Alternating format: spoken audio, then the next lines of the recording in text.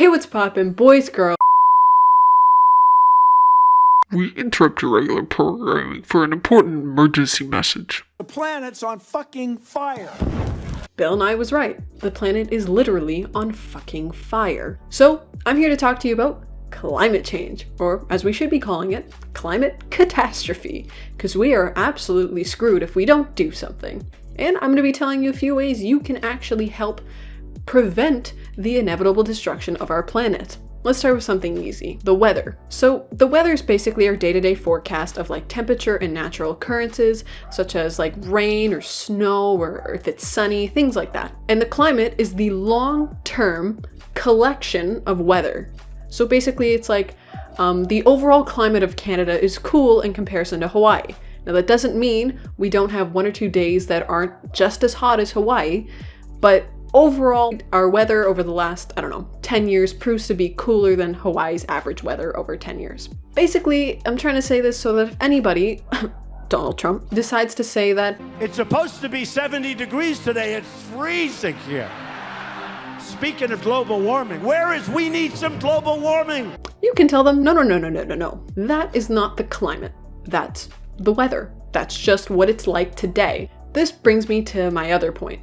Climate catastrophe is not simply global warming. Global warming is defined as the long-term increase of overall Earth's temperatures. People may try and say that global warming is a natural occurrence. Well, yes, it is. But at the rate we're seeing it at, it's definitely not natural. The global temperatures have increased about 0.9 degrees Celsius since the late 19th century, and most of that warming has happened in the last 35 years. Now, you may be asking, well, what's causing this rise? And that is greenhouse gases and the greenhouse gas effect. So the greenhouse gases, or the big ones, are carbon dioxide, nitrous oxide, and methane. Yes, it's true that the Earth does produce these gases naturally in its natural processes. However, humans have sped this process up significantly faster, which causes the anthropogenic greenhouse effect. The anthropogenic greenhouse effect is basically a human-caused greenhouse effect. This is because in 1 year, humans pumped 38.2 billion tons of greenhouse gas emissions into the Earth's atmosphere. Just in 1 year alone. That's wow. And this was actually as a direct result of burning fossil fuels such as coal and oil. The greenhouse effect basically works like this. We release these very thick gases into the air. It creates almost like a layer or a dome or a greenhouse over our planet so that the sun's thermal energy can get in, but it can't get back out. So it's stuck heating up our planet within the atmosphere. Climate catastrophe, though, is much more than global warming. Climate catastrophe is much more than just global warming, though. It's also the rise of sea levels, or an increase in frequency that we've seen in natural disasters such as hurricanes and wildfires. It's more things, like talking about the increase of the acidity levels of our ocean, which could eventually make them inhabitable, as well as the oh-so-famous shrinking of the glaciers and ice sheets in the Arctic. You might be thinking, well, okay, fine, there's climate catastrophe going on, but I'm just one person. Don't corporations mostly cause this? And yeah, that's super true. 71% of greenhouse gas emissions are caused by merely 100 companies in the world. However, you play a part in that. We all do. There's something called supply and demand, and don't quote me on this because I am no business person. This actually brings me to my first point, which is be smart about where you buy. Check to see if the companies you're buying from are actively trying to go green, such as eliminating the use of single-use plastics. Try and see, do they fund anti-climate change politicians, people who deny climate change? Basically, just do your research on where you buy from. And you might be thinking, well, I'm just one person. What am I gonna do? If just 1% of the population, that's 70 million people, if 70 million people boycotted companies that actively add to the greenhouse gas emissions going into the air, that'd be 70 million people less in demand for their products, therefore them having to supply less and produce less, and thus causing them to have less greenhouse gas emissions go into the atmosphere. So yeah, you're a direct cause as well. Tip number 2 I have is buy locally grown food when you can. I understand that going to farmers markets and buying locally grown foods is not necessarily monetarily easy, but if you can, go to a farmer's market. Support your local farmers.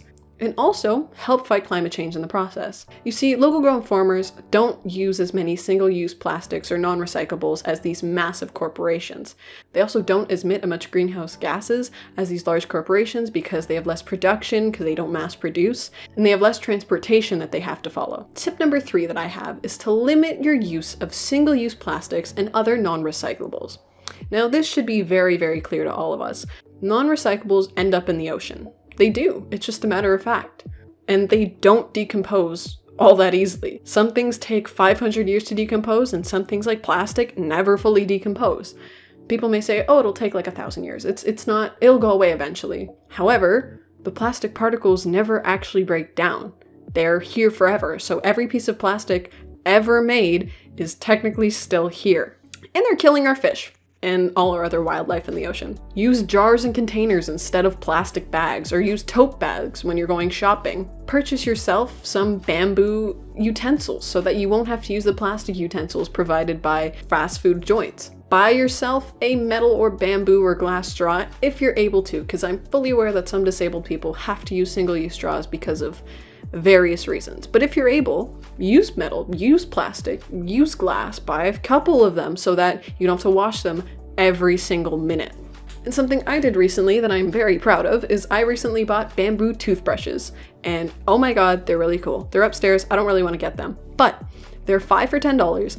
And I know that sounds expensive, like $2 for a toothbrush, what? But hear me out. You might only need to buy 1 pack a year. Like mine's lasted a while. So if you only need to buy 1 pack a year, that's $10. Bamboo is not like plastic. It doesn't stick around forever. It doesn't harm the planet. And their packaging is fully biodegradable/recyclable. So yeah, go buy from them.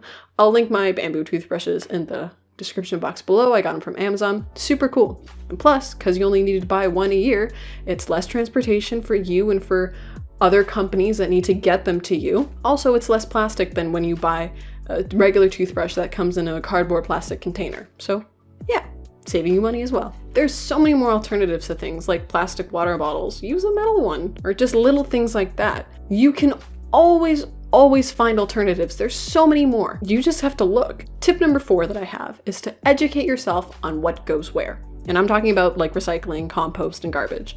Because when you place something that's non-recyclable in the recycling, that whole bag cannot be recycled. When you place something that's non-compostable, like a plastic bag, into the compost bin, all that cannot be composted now. So you're basically like tarnishing the whole batch. So do a little bit of research. Figure out what can go where. Like coffee cups, for example, can't go in the recycling because of their waxy inside. Tip number 5 that I have is to be smart with what you eat. There's a handy website that I have. I'll link it down in the description box below as well. It basically tells you how much your food has an impact on the environment. For example, dairy and meat had the biggest negative impacts on the environment out of all the foods that I tried. Before any self-proclaiming carnivores come at me for pushing a vegan agenda, I'm not vegan, I'm not vegetarian, I'm not even pescatarian. I eat meat, I eat dairy. I'm lactose intolerant, but does that stop me from chugging down chocolate milk?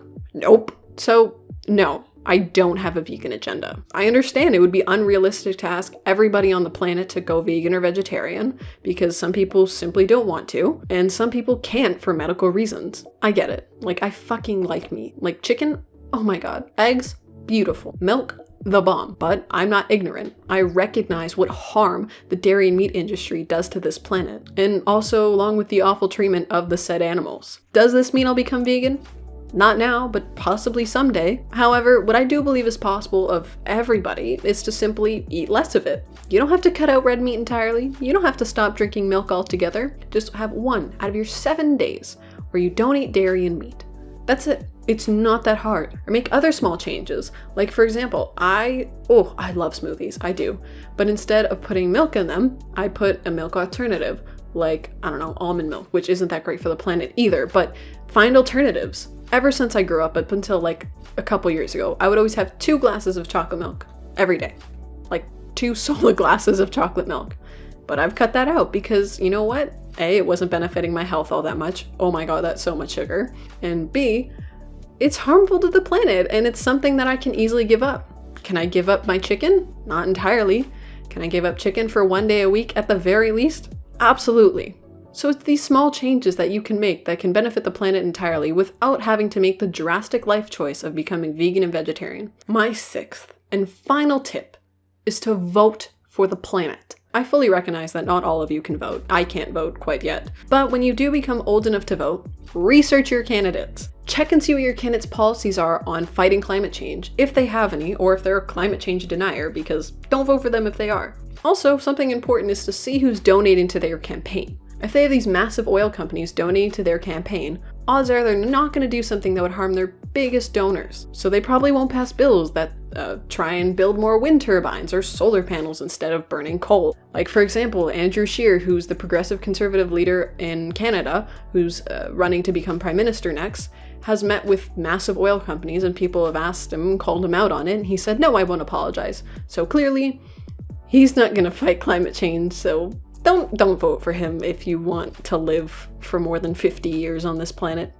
Don't do it. As Al Gore said, don't let anybody tell you that we're going to get on rocket ships and live on Mars. This is our home. That right there, this bad boy's our home. The UN stated that we have 12 years to cut out fossil fuels before the damage we've done to our planet is irreversible. 12 years. That's it. Before the changes we make to our planet can no longer be undone, and eventually this planet will become inhabitable in as little as 50 years. This is the only planet we have. We have no planet B. Let's make sure that we can actually live on this planet for more than just our lifetime. Let's make a difference. Let's go green to keep the earth clean. That was my little spiel on solving the climate catastrophe, because holy shit are we fucked. I am very sorry about the lack of videos. I just finished with school, and boy, let me tell you, this year was, oh my god. I've never seen work come at me as fast as it did this year. So thank you, grade 11. Thank you. But yeah, that's all over. I'm in summer now. I have no other commitments other than trying to get a job because your girl's broke. So videos will probably be coming out a little bit more frequently. There's that to look forward to. Anyways, thank you guys so much for watching. Don't forget to like, comment, and subscribe, and I will see you eventually, sooner than you think. Don't worry. If you want to watch any more of my videos, I recommend this one, and so does YouTube. It thinks you'll like it the best. Don't worry. And I highly suggest you subscribe to me, because I'm great.